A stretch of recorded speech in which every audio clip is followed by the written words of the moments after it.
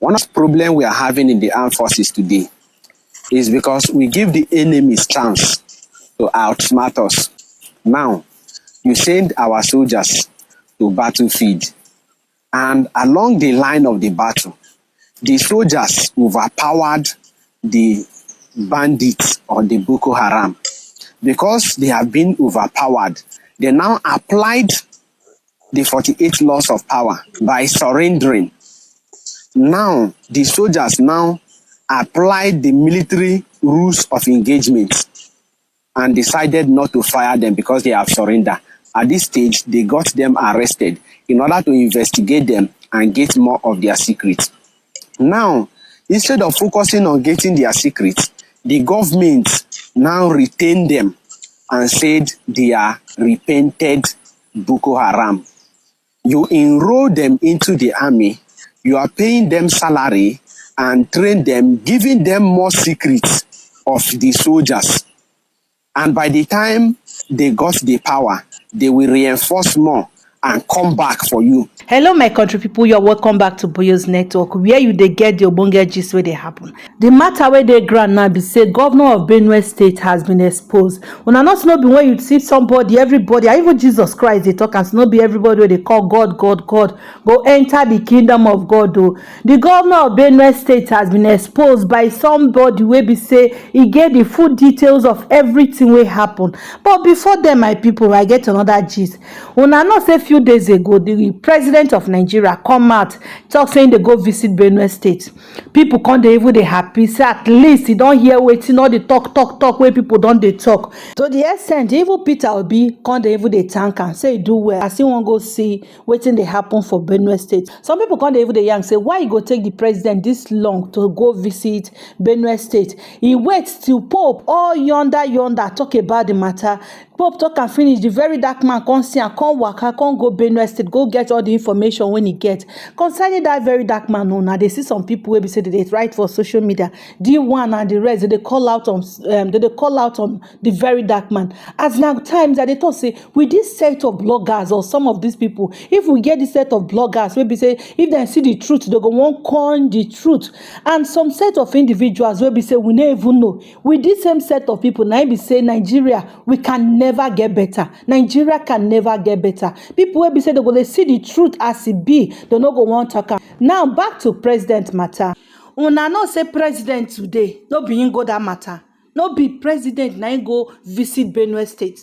A lot of things are happening. A lot of killing has been happening in Nigeria. The president never deem am fit to go visit any of these places where all this killing they happen. All this killing has been going on for years now. At least e don dey go on before he enter power. We know that. But now when he be saying don't enter power, before he enter power, this killing has been going on. So that is to say he know wetin dey happen. Then as he enter power, the killing still continue. The president, he did not deem it fit to go and visit any of those places. Plateau State own happen, he did not go. Sorry, my bad. He dey France dey cool off. That is the reason why he no go. Then he tweets, they send in condolence as usual. That is the president we have. Now see wetin dey happen. They said the secretary to the government of the federation, Senator George Akume, visited Benue ahead of President Bola Tinubu's condolence visit. Visibly moved by the aftermath of the Yelwata killing, he met survivors and injured victims, describing their pains as a raw and overwhelming. This really hurt, he said. At the Market IDP camp, Akume praised the resilience of the displaced families and pledged unwavering support, conveying President Tinubu's condolence. He vowed, "I will not abandon my own. We will not rest until our homes are safe and peace is restored." This is the president's statement. The same thing we have been hearing over and over, right from Jonathan's time. Now the same thing where they talk. Tomorrow the killing will increase. After government don't come talk their own, tomorrow the killing will increase. So what are the government doing? What are the government doing about all of this? Because now we know, just like what I said before, this thing started long before Tinubu entered power. But as a president, someone that is eager, because he was really eager to become the president of Nigeria, one we expect him to have as in kind of solution that will reduce this to the minimal. Nobody they say make you stop everything totally, because e no start from im own tenure, e no start now. It has been going on for years.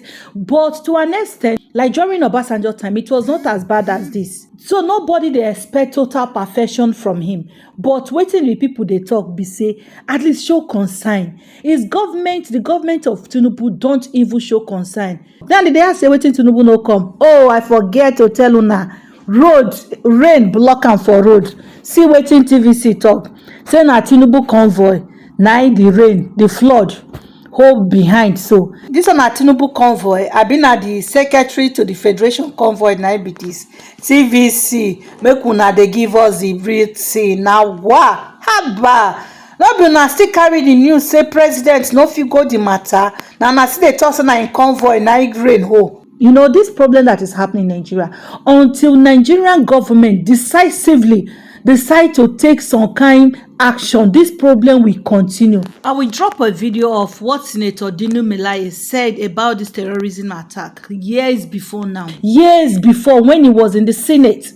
He talked about this issue, but this nonchalant attitude still make this thing the worst, because we are blessed, as in, should I say blessed or cursed, with leaders that does not have human empathy, leaders that does not even care about the people. And to top the matter was, we are still blessed among us some Nigerian citizens wey be say if dem collect more change, they go sleep, forget say na the generation upon their generation unborn na im dey sell out their future. So if our forefathers dem, yes, so our forefathers and sit down, stand, as in the last generation before our own, stand, fight against bad governance, I believe say today, to an extent, it go don reduce, because Nigeria is getting worse and worse and worse and worse. Doing for bad, we say if this government, the people go talk say the next government will be better. As the next government they come, the thing they worse pass the person wey comot before. To the extent now, people they even they talk say Buhari still better pass Tinubu. That is what people are saying. Because Tinubu, we not say Buhari do, but wetin dey happen now in this present administration, as in, shame no go fit let you come out tell people say you are from Nigeria, where rule of law is disregarded. As in, that one na even bad. Our constitution is being turned upside down every day. It's bad. So guys, sit tight as I drop this video for una, because una go dey shocked the kind revelation wey this man drop about wetin dey happen for Benue State. And it actually is so painful that all these leaders, all these politicians, they are playing with the lives of their citizens. Please drop a comment on this in the comment section. Tell us what you feel concerning what is happening in Benue State and in Nigeria as a whole. Again, please help us to subscribe, like, and share our videos. Bye bye. See you in my next video. Thanks. I call on President Muhammadu Buhari to ring the bell of justice. I call on the Vice President Oshibajo to ring the bell of justice. I call on the Nigerian Senate to ring the bell of justice. Mr. President, we've had reports of panels upon panels, commission of inquiry upon commission of inquiry, presidential committees upon presidential committees. And we have volumes of reports on these satanic killings from Taraba to Benue, from Benue to Zamfara, from Zamfara to Niger State, from Niger State to Enugu, from Enugu to Edo. It is most irresponsible, Mr. President, that none of these reports have been implemented.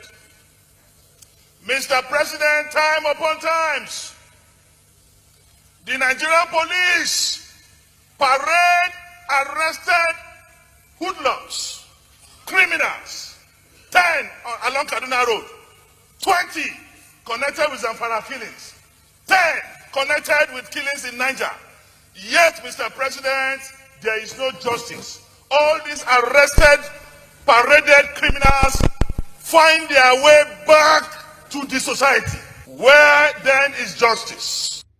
President must be bold enough to take bold decisions on this matter. I end this way, Mr. President. While I do not support killings on any side, I want to say without fear of favor that cattle rearing is a personal business. Mr. President, it is a personal business and should be treated as such. A word is enough for the world. Mr. President, federal government, the security agencies are extremely lackadaisical about these issues.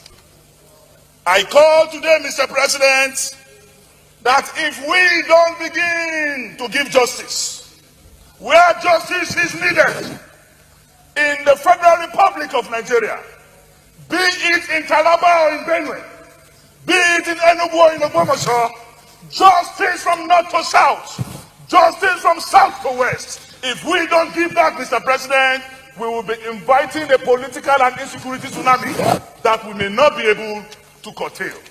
Mr. President, what we demand is not a lackadaisical approach from the federal government. This issue has been approached with kid gloves, Mr. President. If this happened in the United States of America, the lives of over 70 Americans, Mr. President, murdered in cold blood, including unborn children and women.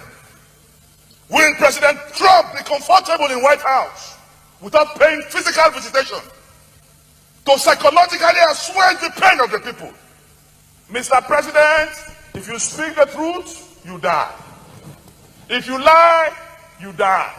So it's better we speak the truth and die peacefully. Frank Oton, a resident of Yelwata community, and good evening. I don't know how, I don't even know how to greet you. I don't even know if there's anything good about the evening. Sincere apologies for barging in on you and bringing you down here, but this is crazy. Please tell us what you know about this incident very quickly. I know you have to run. What just happened last night was just pure evil, an unspeakable tragedy that no community should ever face. It was so cannibalistic. It was not just an act of terror. It was an act of genocide. It was calculated. It was systemic. And they've been doing it over and over and over again. And unfortunately, we've not felt the presence of government. The last time I was in Otom's administration as a principal special assistant to the governor, that was between 2019 to 2023. I'm right now a policy researcher in the University of Central Oklahoma in the United States. During the last election, this is very interesting. I want you to get this very, very clear. During the last election, the 2023 election, you mean? Yeah, the 2023, both the national and the state assembly elections. My people turned out en masse to vote for APC. Oh my God! They're trying tear gas. Oh my God! I can't breathe. I can't breathe. They're trying tear gas. They're trying tear gas. They're shooting people. Look at, they're shooting people. Look at, we voted. That is the same person we voted. Oh my God. Oh my God. We will go back. We will go back. Oh Jesus. Yeah, they may be right in their excuses. They said Otom was so loud, only loud about the Fulani killings, he wasn't taking action. So they need a government that will take action this time around. It will also interest you to know that the agent of APC in that election was killed last night. Telling me this. The agent of APC. Yes, a cousin of mine. I was just briefly angry against him that, look, bro, I'm your big brother. I'm standing here. I've never come to the village to campaign or to carry out political practices because you are all my siblings. So I feel that anytime I come and I send home a message that please take this political alignment or political line, you have to join the queue without question. So you need people. And he was just too loud. Yeah, that he was just too loud. That was the description. And then you took this approach. And today, this is what has happened. So the government at every level, from the local government to the state to the federal government has failed us. Today, the number they are giving you is underestimated. More than 200 people were killed. When I woke up this morning and I got the story of what happened, the first 7 calls I put across were all killed. The first 7 guys I called, You tried to call, we're all dead. Exactly. They were all dead. So in my village today, if you speak to someone, just be very rest assured that in the next 1 week or 2 weeks, you hear the sad news about that person you've just spoken to. And do you know, before now, just last month, about 20 people were killed in that same village. My late father's friend, my father died 2 years ago in 2023. My late father's friend, a retired army officer, was killed. This is somebody who has served Nigeria, who has retired and is in the village. And this monstrous servant of devil just came in and hacked him to death with his two children. Today, I saw visuals of the stores where people were killed. Let me tell you, in 3 of the stores, about 40 people were each of, about 6 of the stores had about 40 people. So when they came, it was raining. When they came, there was a guy who was selling fuel by the side. He took off when he sighted them. He left the fuel. They used the fuel. They poured the fuel all around those houses, locked the doors, and set the houses on fire. Each of these rooms had about 40 human beings. Your village, because they feel it was peaceful to sleep. Exactly. My village is on the federal highway, for goodness sake. Those guys, those monsters barricaded the federal highway for up to 5 hours. 5 hours. It's on the federal highway. So it's not a village that you say, oh, it's a little bit in the hinterland. It's on the federal highway, Makudi to Lafia federal highway, dualized federal highway. They blocked it for 5 hours. And they killed everybody who is just merely 20 meters off the road. They destroyed houses that were 20. So the houses that were left spared were houses that were directly facing the road. Destroyed produce, destroyed property, killed the people. A family has lost over 20 different, like the woman who just spoke. She said they killed her mother and 3 of her siblings and 5 of her children. There are lots of these kind of numbers. Yeah, the woman who just spoke. Yeah. That's what she was saying. Yeah, there.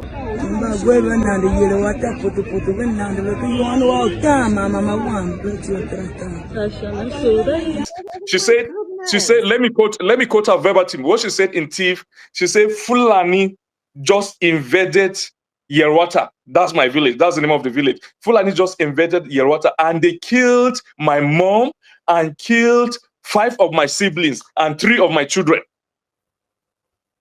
I had my law degree in the University of Northumbria in Newcastle, United Kingdom. When I was in the United Kingdom, there was a shooting somewhere in Newcastle where only 1 person was killed. Prime Minister Gordon Brown reacted that very day. Today, every day in Yelwata, people will be dying. Today, over 200. No reaction from, they've taken us as expendables. Expendables. Those are a pharmacist who just graduated from the University of Jos and did his housemanship in Kano. Just came home 2 weeks ago and he was killed last night. After spending 5 years in the University of Jos studying pharmacy. He finished, he went for housemanship. He finished and came back to the village 2 weeks ago. And yesterday, he was killed by people, very dirty people who have no idea of what Western education looks like. What do they want? That is our land. TIF have just 14 local governments in Benue State, 4 in Nasarawa State, about 3 in Taraba State. TIF have less than 25 local governments in Nigeria. These are people that have more than 10 states.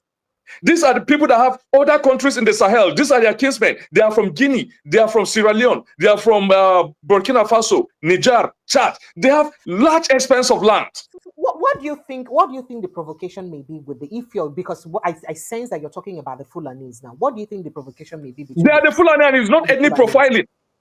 They are the Fulani. It's not ethnic profiling. When people want to be politically correct, they will say no, that is an ethnic. It's not, and that is why you see the Sultan of Sokoto will not react to this. He reacted when just about 11 people were butchered were killed in Edo State. The so-called hunters. They reacted. They put up Northern Elders Forum. They made several press conferences. Many governors stood up. The governor of Edo had to travel to some of these states to go and say sorry, because that is the collective agenda.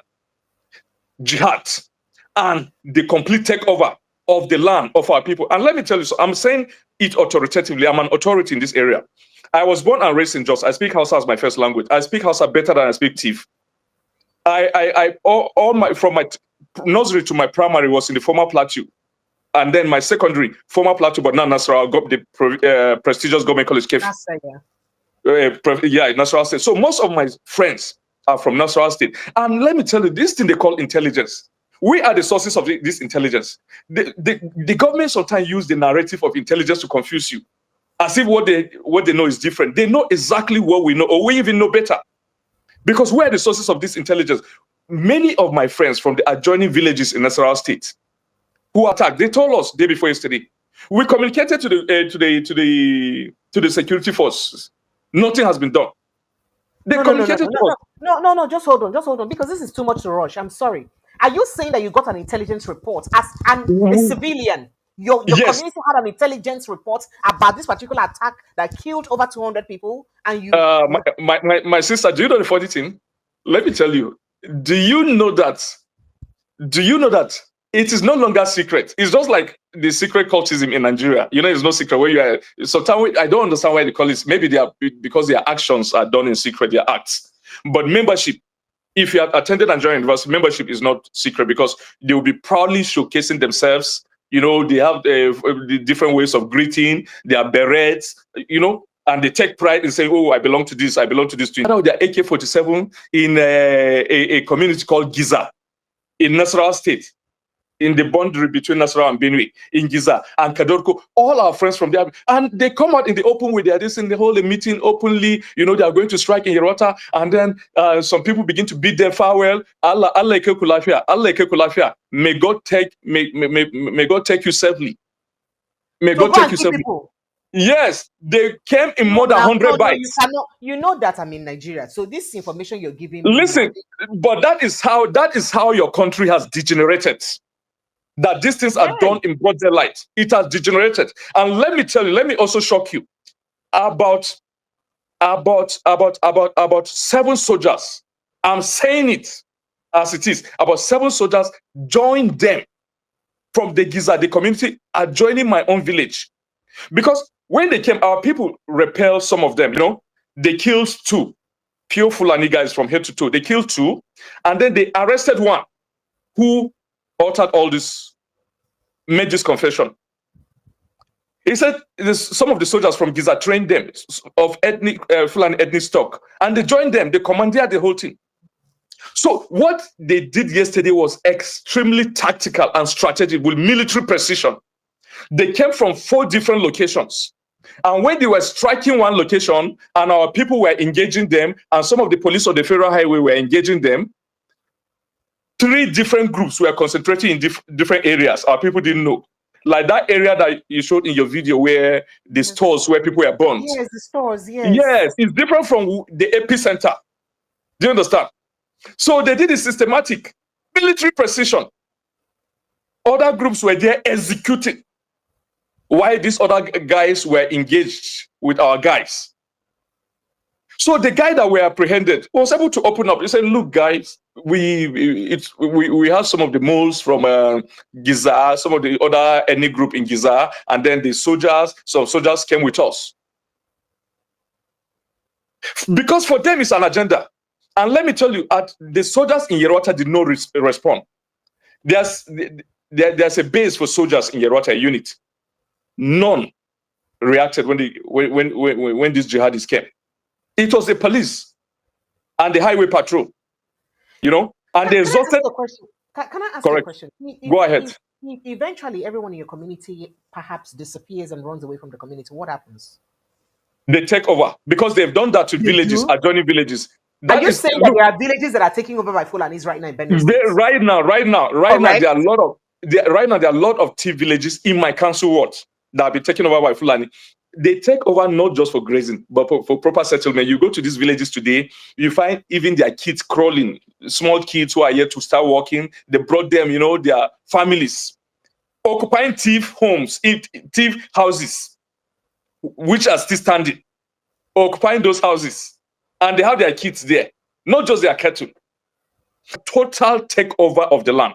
Nasarawa State does not have open grazing prohibition law, but people have been killed in Nasarawa State. People have been killed in What's your governor doing about this? I don't remember that former governor Utom was vocal about this. But what is Governor Ahmed right, doing about it? right. He's I been don't know. speaking. He said that there are systematic killings that are sponsored by politicians. He even threatened he was going to name the politicians involved in this. That some of them are in Abuja. But apart I from don't. that, I don't know about the killings in other places. But my sister, the killings in Yelwata, in Niev Council Ward, my council ward, the biggest council ward in Guma local government, and in Guma local government, 100% Fulani. 100%. I don't know the information the governor has about other local government. And if anybody, any leader, whether at the local government level or state level or federal level, described the killing in Guma local government, in Yelwata village, or in Niev Council Ward as a Fulani, as farmer, that crisis. the most abused phrase I've ever heard about farmers' headers crisis. If anybody describe that and that person is thief, then know that that person is either of these three: one, an accomplice; two, a traitor; three, a coward. Why do you say that word is the most abused word? Yes, because they use it. They use it carelessly. Farmer headers. My cousin Telumun Ze, that was killed yesterday in his sleep, that was butchered in his sleep and burnt. At what point was he fighting headers? My friend Peter Akira, who lost his wife and his only 4 children. That is a boy. That is a guy whom, after he got married, he had to wait for 4 years for the fruit of the womb. He and his wife waited for 4 years, and God blessed them. On the 4th occasion of their wedding, they got a kid, and then 2 years later, they got twins, and then 2 years later, they got another guy. So they got 4 kids. Those guys were wiped out completely. So at what point were those guys fighting with the headers? So why would you describe that as farmers' headers crisis? So it's the most abused, in short, it's the most insultive phrase I've ever heard in my whole life. Yelwata has a population of just about 3,000 people. That village, about 3,000 people, and about more than 200 were killed.